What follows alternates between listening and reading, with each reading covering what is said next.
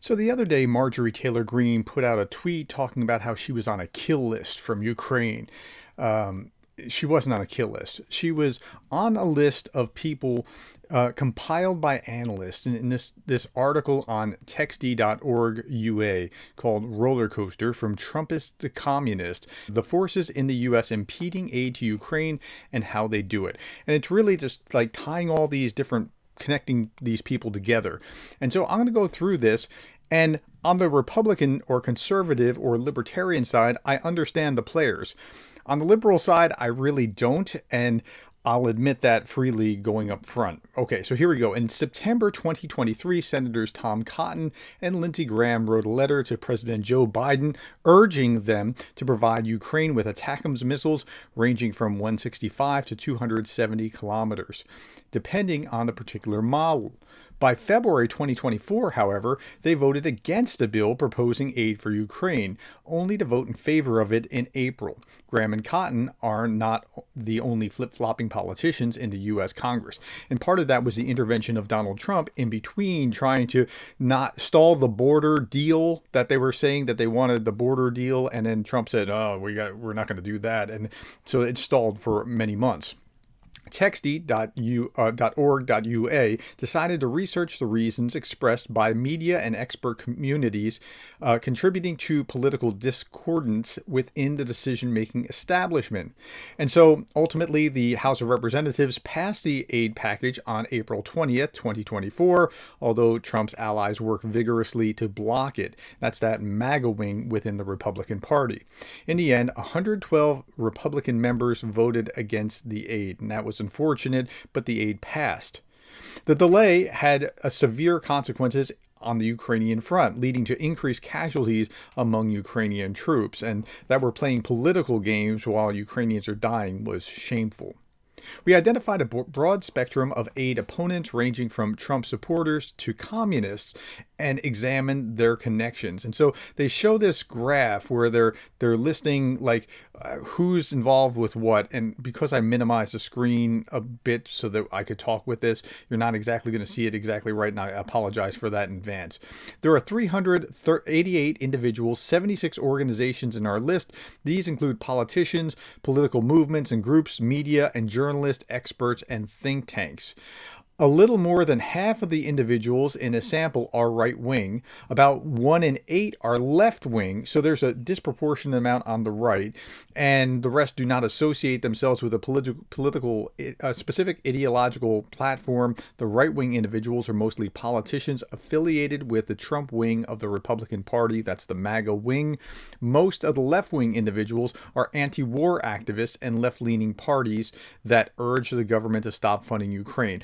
So I would quibble with this a little bit because they're saying that more than half are a right wing, but some of those within that right wing are libertarians who associate on the right, just like the activists on the left. And if you take those activists out as well, it changes the dynamic a little bit, but that's okay.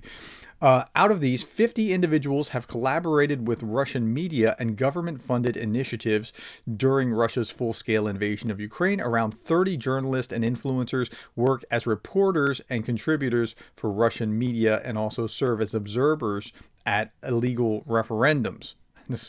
That's who we're dealing with. So they start with investors and venture capitalists. Like that's their first group that they're going to start looking at. So the technologies from Starlink and others. After Elon Musk acquired Twitter, the network X, now Russian propaganda significantly ramped up on the platform.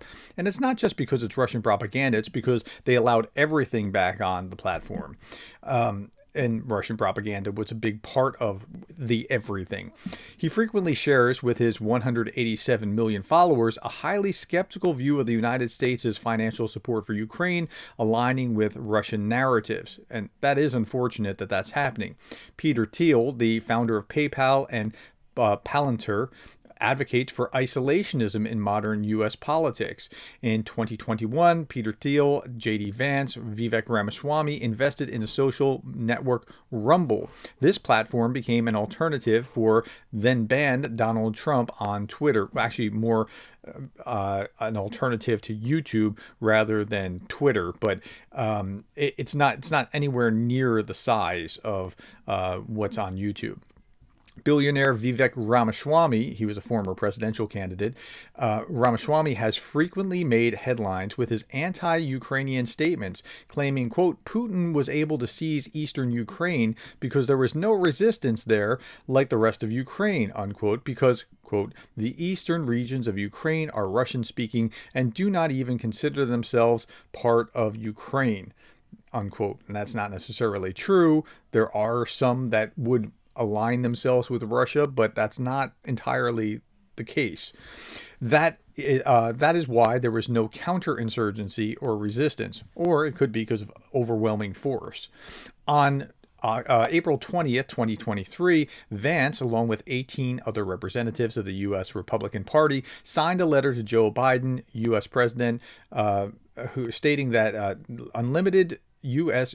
assistance to Ukraine should be terminated. Like, these guys are opposed to this in a significant way. And Vance is in the vanguard of this on the Senate side.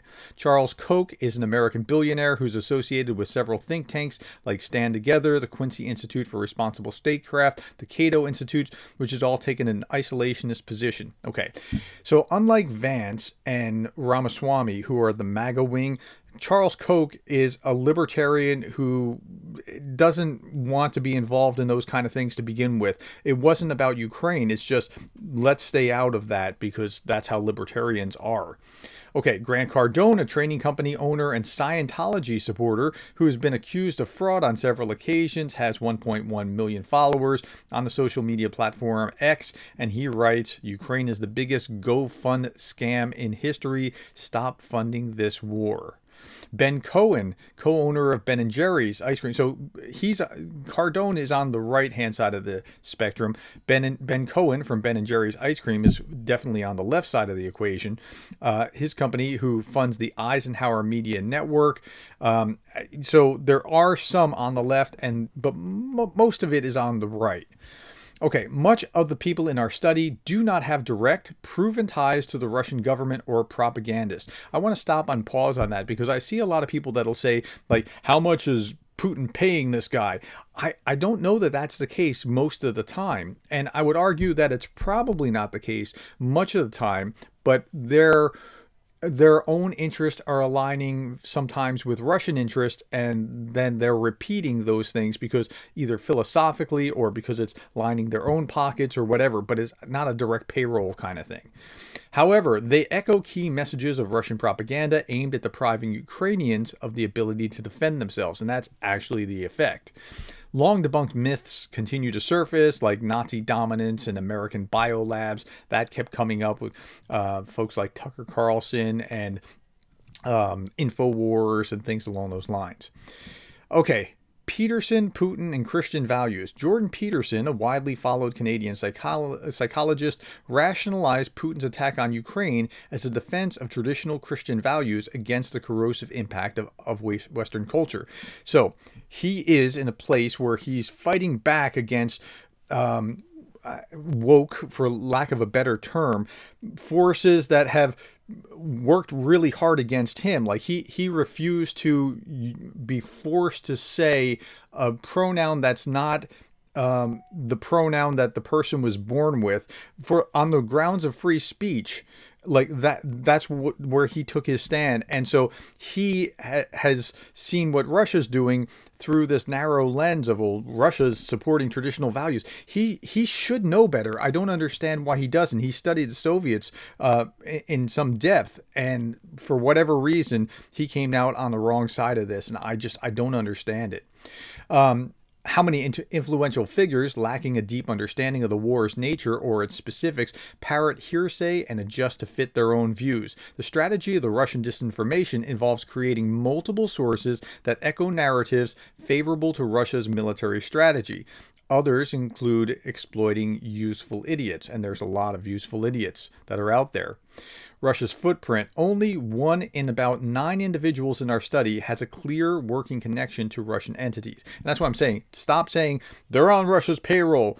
They're probably not. According to the U.S. Department of State's 2020 report, Russia adeptly leverages local conditions and circumstances to its benefit, targeting specific groups and establishing a decentralized network for disseminating its narratives. So it's disseminating it through a lot of people who either have self-interest or some ideological reason to be saying what they're saying. Our list also includes Russian think tanks' websites such as Strategic Culture Foundation, New Eastern Outlook, and the South Front News Resource. Though based outside the United States, these sites receive significant traffic from inside the United States. The Kremlin and its allies continue to try to damage Ukraine's global standing, playing a long game by targeting nations worldwide with disinformation and influence campaigns aimed at reducing public support, according to the Atlantic Council. So I've seen this again and again. Like an RT will put out this just puff piece propaganda, and then I see it in an African newspaper. Like I can cut and paste from RT, and then I see it in an African newspaper and an Arab newspaper and a English language Chinese newspaper or something. Like that's how they do it. Okay, these are classic Soviet tactics, demoralizing the enemy before defeating them on the battlefield. They aim to make the enemy feel defeated and think that they have already lost, and this is precisely what Putin is doing now. In February 2024, Wisconsin Senator Ron Johnson, he's a Republican, explained his vote against a bill supporting Ukraine by stating that he saw no benefit in prolonging Ukraine's suffering since the country had already been defeated. Like, so he's just parroting that same narrative.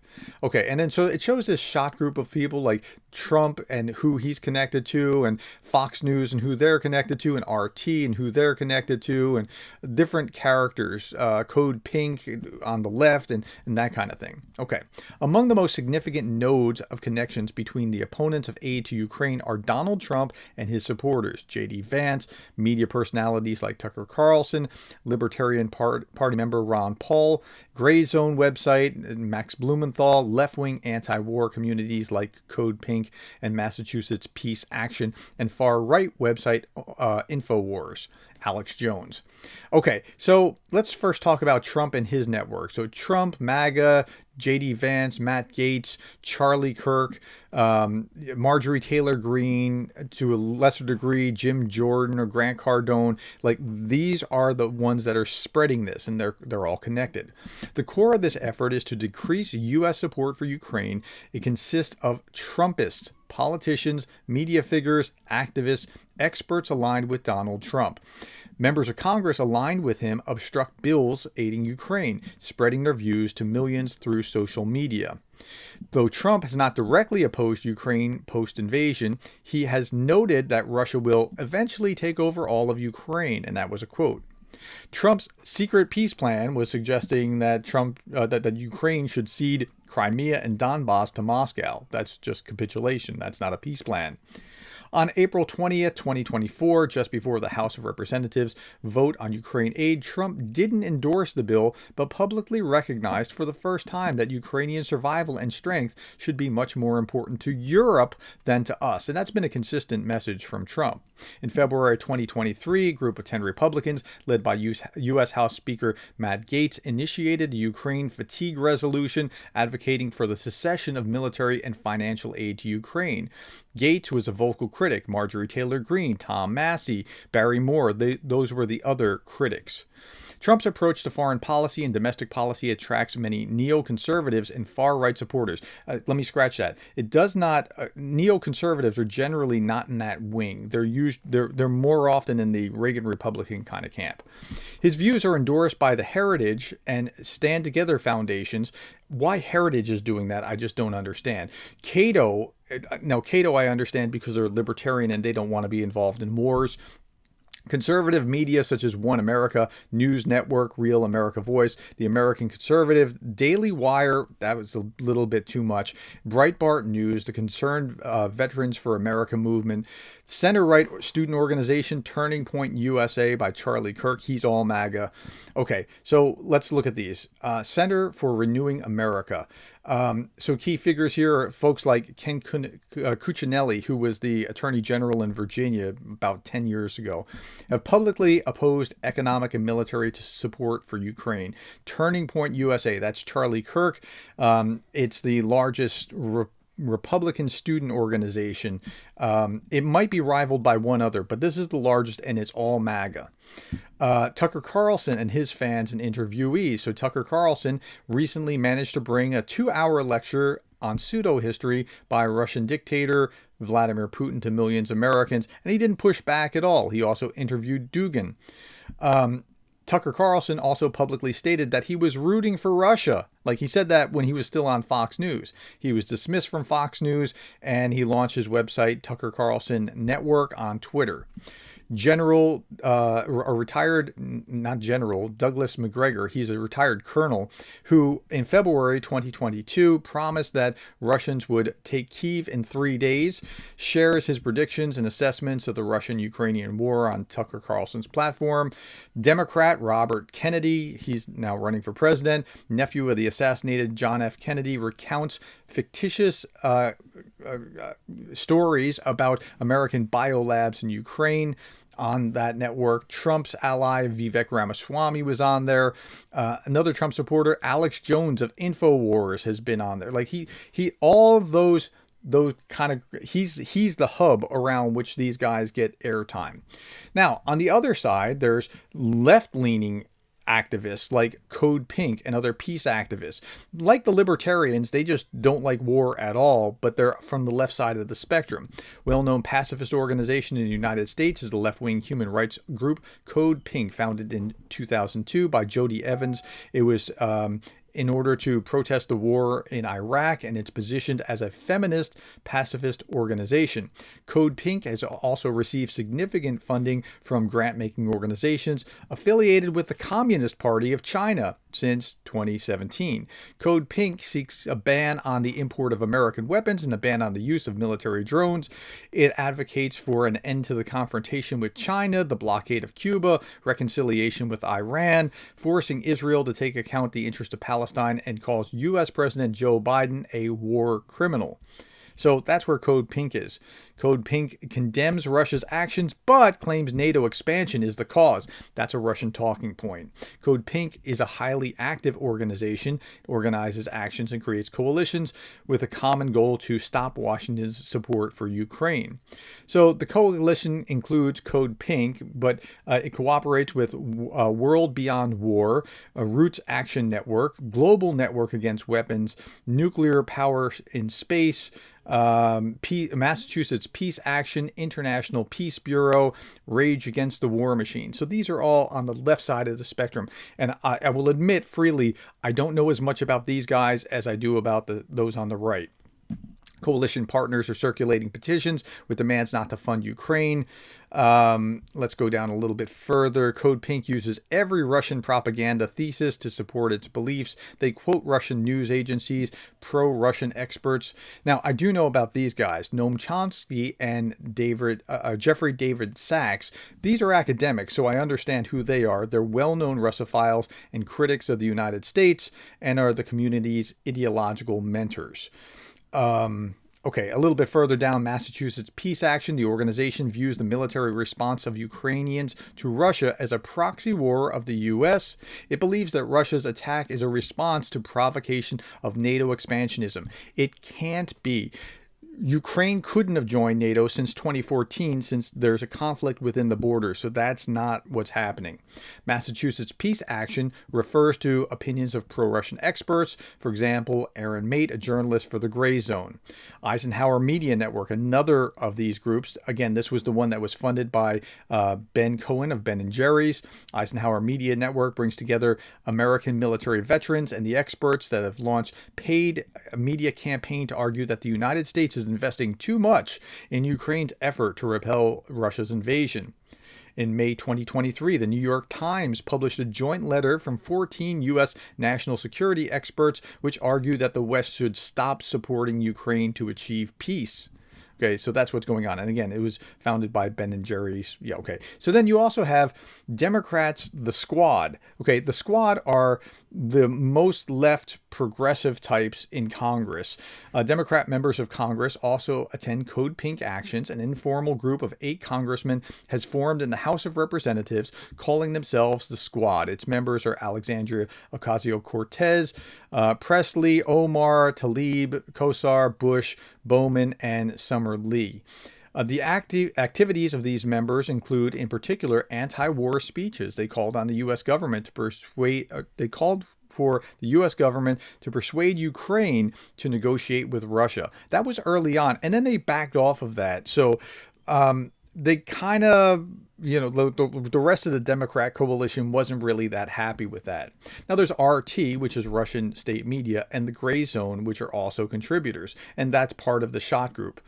Russian RT is Russian propaganda in the United States. They have Russia Today, and they used to have RT America as a channel that was headquartered in DC and is no longer working. RT, which was banned from YouTube at the time, moved its video hosting to Rumble. That's where I find RT videos as I track it.